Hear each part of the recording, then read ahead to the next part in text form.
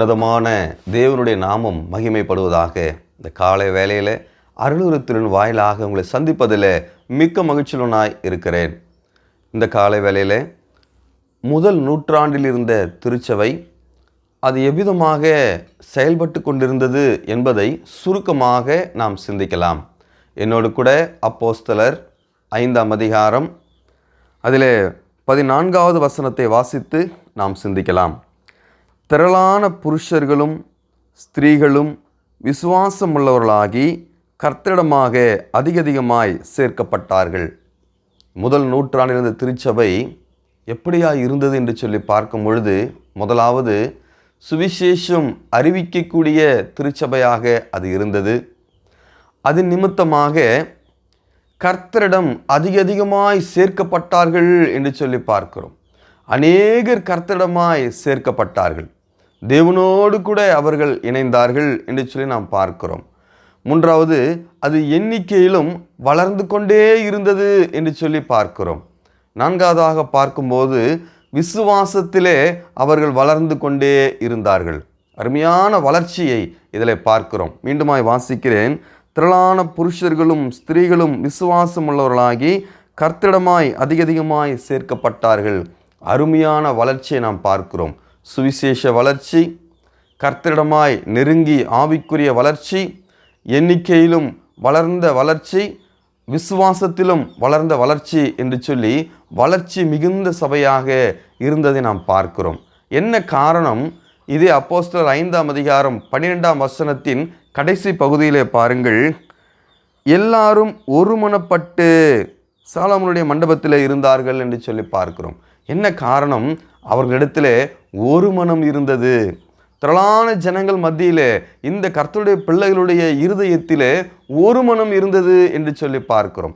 அது மாத்திரமல்ல, 11ஆம் வசனம் பாருங்கள். சபையார் எல்லாருக்கும் இவைகளை கேள்விப்பட்ட மற்ற யாவருக்கும் மிகுந்த பயம் உண்டாயிற்று என்று சொல்லி பார்க்கிறோம். அவர்களுக்குள்ளே தேவ பயம் இருந்தது. என்ன காரணம்? பாவம் செய்யும் பொழுது, பரிசுத்த ஆவியானவருக்கு விரோதமாய் பொய் பேசும் பொழுது தேவன் சிட்சிக்கக்கூடியவராய் இருக்கிறார், தண்டிக்கக்கூடியவராய் இருக்கிறார் என்று சொல்லி அவர்களுக்குள்ளாக தேவ பயம் இருந்ததை நாம் பார்க்கிறோம். அது மாத்திரமல்ல, இதே அப்போஸ்தலர் 5ஆம் அதிகாரம் 18ஆம் வசனத்தில் பார்க்கிறோம். அப்போஸ்தலர்களை பிடித்து பொதுவான சிறைச்சாலையிலே வைத்தார்கள். உபத்திரவங்கள் இருந்தது உண்மைதான். அதன் மத்தியிலே அவர்கள் என்ன செய்தார்கள்? கர்த்தருடைய தூதன் ராத்திரியிலே சிறைச்சாலையின் கதவுகளை திறந்து அவர்களை வெளியே கொண்டு வந்து, நீங்கள் போய் தேவாலயத்தில் நின்று இந்த ஜீவ வார்த்தைகள் எல்லாவற்றையும் ஜனங்களுக்கு சொல்லுங்கள் என்றான். உபத்திரவத்தின் மத்தியிலும் கூட சுவிசேஷ ஊழியத்தையும் தேவனுக்கு உண்மையாய் கீழ்ப்படிந்து முன்னேறக்கூடியதை நாம் பார்க்கிறோம். உபத்திரவம் அது சபையில் இருந்தது, ஆனாலும் அதன் மத்தியிலே தேவனுக்கு கீழ்ப்படியும்படியான இருதயம் இருந்தது என்று சொல்லி பார்க்கிறோம். பாருங்கள், இதே அப்போஸ்தலர் 5:29 பார்க்கிறோம்.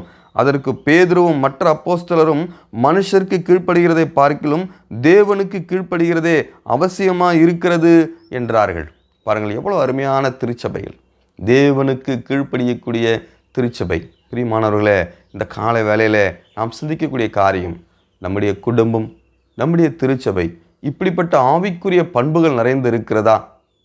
சுவிசேஷம் அறிவிக்கக்கூடிய சபையாக, அனுதினமும் கர்த்தரிடத்திலே மக்கள் சேர்க்கக்கூடிய சபையாக, எண்ணிக்கையிலே வளரக்கூடிய சபையாக, விசுவாசத்திலே வளரக்கூடிய சபையாக, தேவனுக்கு பயப்படக்கூடிய சபையாக, ஒரு மனம் நிறைந்த சபையாக, இல்லையா, அவருடைய வார்த்தைக்கு கீழ்ப்படியக்கூடிய சபையாக, இவை எல்லாவற்றிலும் மத்தியிலும் உபத்திரவம் இருந்தாலும் இவை ஒன்றும் விட்டு விடாமல் வளரக்கூடிய திருச்சபையாய் இருந்தது என்பதை நாம் பார்க்கிறோம்.